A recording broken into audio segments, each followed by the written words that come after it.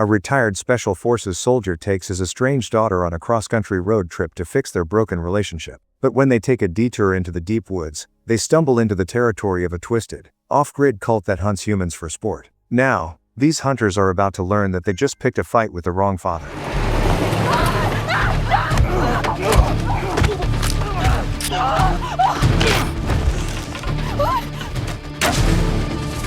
Stop! You don't want to hurt the girl. The story kicks off with a young couple searching for a private camping spot deep in the wilderness. They think they've found the perfect secluded lake to spend the night, but they aren't as alone as they believe. From the shadows of the trees, a group of armed men watches their every move. When the boyfriend notices the strangers and goes to confront them, he assumes they are just local hunters trespassing on the site. He quickly realizes his mistake when the men reveal their true target isn't animals, it's people. The hunters brutally kill the boyfriend and drag the terrified girl away into the forest. Meanwhile, Danny Beckett, a recently retired Army Special Forces operative, is trying to transition back into civilian life. He meets his estranged wife, Janine, at their daughter Alex's soccer match to discuss the girl's future. Alex has several college visits coming up, and Danny sees this as the perfect opportunity to reconnect with her after years of being away on mission. I retired. What? What are you gonna do now? But right now I'm just focused on these college visits and trying not to make things worse with her. The next day, Danny arrives to pick up Alex, but the tension between them is thick. Alex is clearly unhappy about the trip and immediately puts her earphones in to avoid talking to her father. Despite the cold shoulder, Danny remains determined to make up for lost time and prove he can be a real father. Their first stop is Benson College, where Danny tries to break the ice by showing Alex cat videos. Alex isn't impressed and sarcastically points out that since they never spoke while he was deployed, he probably didn't even know the internet existed. Danny apologizes for his absence, explaining that being a soldier was simply who he was. Alex, come on. You know I didn't have a choice. Technically, it is a choice to join the Army. And I am sorry that it took me away from you and your mom. You loved it, and you'd do it again, right? Wouldn't you? The conversation takes a serious turn when Alex asks if he would do it all over again, and Danny's silence speaks volume. She also notices that he is carrying his service firearm and asks him to lock it away, not wanting people on campus to think they are rednecks. To show he is willing to change for her, Danny reluctantly locks the gun in the truck's lockbox. My mom called me Daniel. Thank you. Thanks. As they tour the campus, it becomes clear how little Danny actually knows about his daughter. During a presentation for parents, he is asked about Alex's hobbies and can only mention soccer. He is even corrected by staff when he calls the institution a university instead of a college, further highlighting how out of his element he is. Back on the road, Danny tries to ask Alex about her studies, but she remains distant. Instead of talking, she simply forwards him a digital copy of her transcript so he can read it himself. That night at a motel, Janine calls to remind Alex to talk to the soccer coach at the next school regarding a scholarship. However, Alex privately reveals to her father that she doesn't even like soccer that much anymore. After actually looking at her transcript, Danny notices she has been taking several extra art classes. He realizes her true passion is art, and while Alex seems momentarily impressed that he noticed, she quickly shuts down the conversation.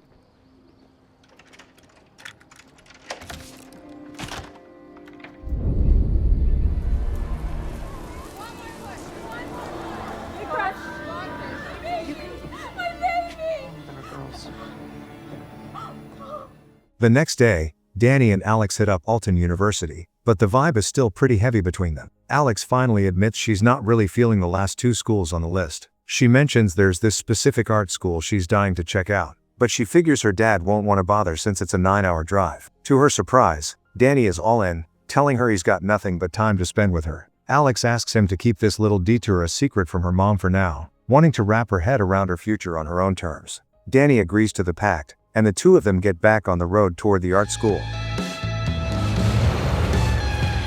As they get deeper into the sticks, Danny can't find a single vacant hotel room for the night. He suggests they just use the camping gear he's got in the back of the truck to save time and stay in the area. Pretty soon, the cell signal completely drops out, leaving them totally cut off from the rest of the world. Danny takes the chance to actually talk to his daughter since there are no distractions. He asks her why she's so set on hiding her art passion from Janine. Alex explains that her mother doesn't see a future in art, and keeping it a secret is just easier than dealing with the fallout.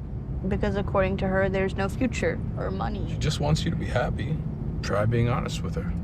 Like you're being honest about your retirement? When Danny tells her she should just be upfront about it, Alex flips the script on him. She tells him she knows he loved the army more than anything and doesn't buy his story about why he retired. Danny doesn't say a word, which pretty much tells her everything she needs to know. The two pull over at a beat-up, ancient-looking gas station so Alex can use the restroom. Inside the place, she's surrounded by these creepy, hand-carved masks and weird decorations. She meets the owner, a woman named Abigail who has a seriously unsettling energy about her. While heading to the back, Alex runs into another strange guy who keeps pressuring her to tell him how old she is. She ignores him and heads back to the front. Meanwhile, Danny grabs some water and asks Abigail if there's a decent spot nearby to spend the night. Abigail suggests a local campground and even draws them a hand-drawn map to get there. But the second Danny and Alex pull out of the lot, that guy tells Abigail to get Stanley on the phone. Unaware they're being set up, Danny follows the map and drives right over a closed sign that's been knocked over on the trail.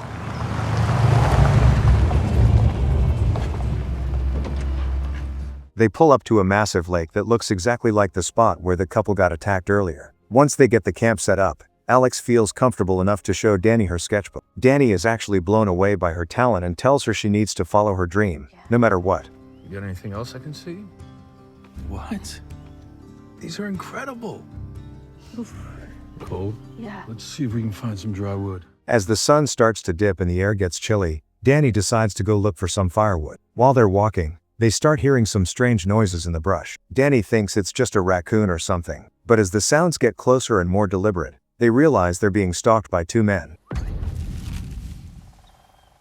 Hey, we see you. Oh, I can see you too. Danny calls out to the figures in the brush, but these guys aren't interested in talking. They're treating Danny and Alex like animals in a hunt. Realizing they're in deep trouble, the two of them sprint back to the campsite, only to see their truck being driven away with Danny's gun still locked inside. With no weapon and an archer firing at them, they're forced to dive into the thick woods for cover. Side, we got two down. This fucker can fight. We can hide over there.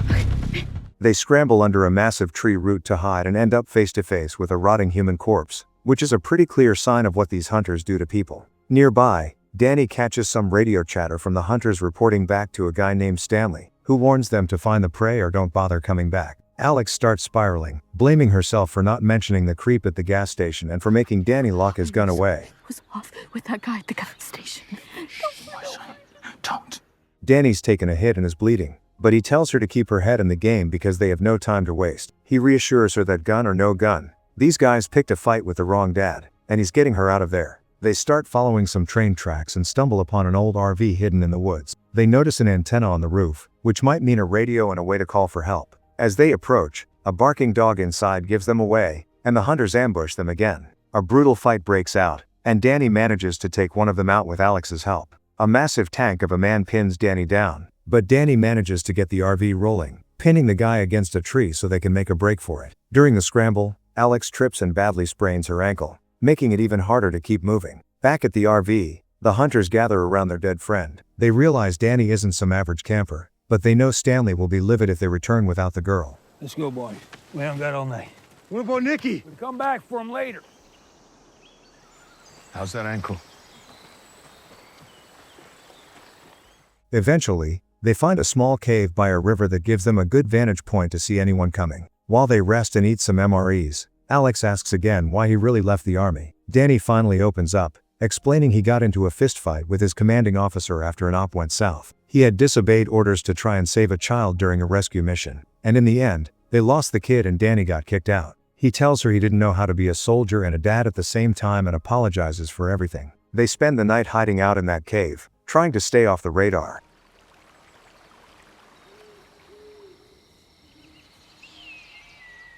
The next morning, things go south fast when Alex heads into the woods to relieve herself and runs straight into the hunters. She manages to hide, but back at the cave, Danny gets ambushed by a lone hunter swinging a knife. The guy almost gets the upper hand, but Danny turns the tables and kills him with his own blade. The hunters spot Alex, and she hightails it back to Danny with the pack hot on her heels. They make a break for the river, but the men are already moving to cut them off, coordinating their moves like a tactical unit. They end up trapped at the edge of a steep gorge with no way out but down. With the hunters closing in, Danny and Alex take a leap of faith into the rushing river below. The men fire arrows at them, but they're careful with their shots. They need Alex alive and breathing. The pair makes it out of the water, but their luck runs out when they walk right into a group led by the big boss, Stanley. That's enough. Alex is snatched up, and Danny gets a heavy rock to the head before his body is dumped back into the river. Luckily for us, the cold water wakes him up, and he crawls onto the bank to find Alex long gone. He heads back to the spot where they were grabbed, and this is where the dad persona officially dies. The Special Forces soldier takes over, and he starts overclocking his senses, tracking the slightest footprints and markers left by the cult. Meanwhile, Alex is tossed into a locked cabin where a pregnant woman named Lily shows up. Lily, the girl from the start of the movie, warns her that screaming is just going to make Stanley angry. Stanley barges in and tells Alex she's going to be part of his family whether she likes it or not. But Alex isn't just going to sit there. She finds a wooden plank, clocks Stanley with it, and makes a run for it. While Stanley gathers his crew to get her back, Danny arrives at the hideout and starts taking out the guards outside.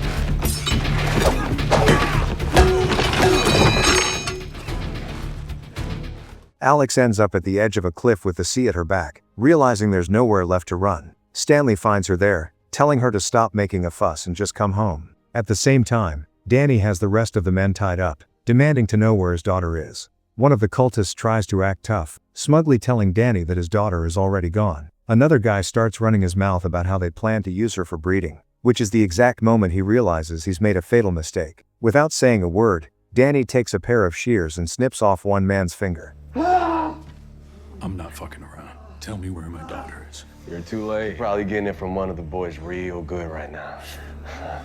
For the guy who insulted Alex, Danny stabs him right in the neck, leaving him to slowly choke on his own blood while the rest of the crew watches in pure terror. The men finally understand that Danny isn't just some camper. He's a professional who won't stop until he gets what he wants. One terrified survivor instantly folds and reveals that Alex is being held on a nearby island. To make sure he isn't lying, Danny takes the man's ear as a little extra motivation to keep the truth coming.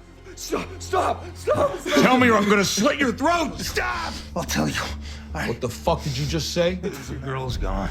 Right! Call your dad! Please! Who's his dad? It's Stanley Dixon. He learns that the guy whose finger he cut off is actually Stanley's son, Ray, and that the cult is kidnapping women because their own are infertile from toxins in the water. Danny gets on the radio and contacts Stanley, letting him hear Ray's voice so he knows the stakes have changed. Stanley plays the same game, putting Alex on the line to prove she's still alive. Danny gives him a simple choice: bring Alex back to the mainland for a trade, or he's never seeing his son again. While Stanley heads back with his crew, Danny starts prepping a cabin, turning the place into a death trap for the final showdown. Stanley pulls up to the cabin alone, keeping his gun aimed squarely at Alex's head as they walk inside. Danny meets them in the middle of the room with a knife at Ray's throat, calmly informing Stanley that he's been letting the gas run for the last hour. Stanley tries to justify his actions, ranting about how the world poisoned his family and forced his hand. But Danny doesn't give a damn about his excuses. He just wants his daughter back. Please. Leave my daughter and me alone. Stanley finally lets Alex go, but she immediately warns her dad that there are more men waiting just outside. In a desperate move, Stanley lunges at Danny with a knife, but the Special Forces veteran holds his own. During the struggle, Danny redirects Stanley's blade right into Ray's chest, killing the leader's son with his own weapon. As the rest of the cultists rush the building, Danny and Alex dive into a reinforced refrigerator room just as he triggers a massive explosion. The blast levels the cabin and wipes out the remaining men, leaving bodies scattered across the site. Danny and Alex walk away from the wreckage, believing they've finally put an end to the nightmare. What they don't see is Stanley crawling out from under his son's body, which took the brunt of the explosion and kept the cult leader alive. A few weeks later, things are finally looking up for the Becketts. Alex gets accepted into her dream art school, and Danny and Janine are actually back on dating terms, with the whole family feeling closer than ever. They say their goodbyes as Alex starts her new journey, but the peace is short-lived. Nearby, a scarred and vengeful Stanley watches them from the shadows, making it clear that this fight is far from over.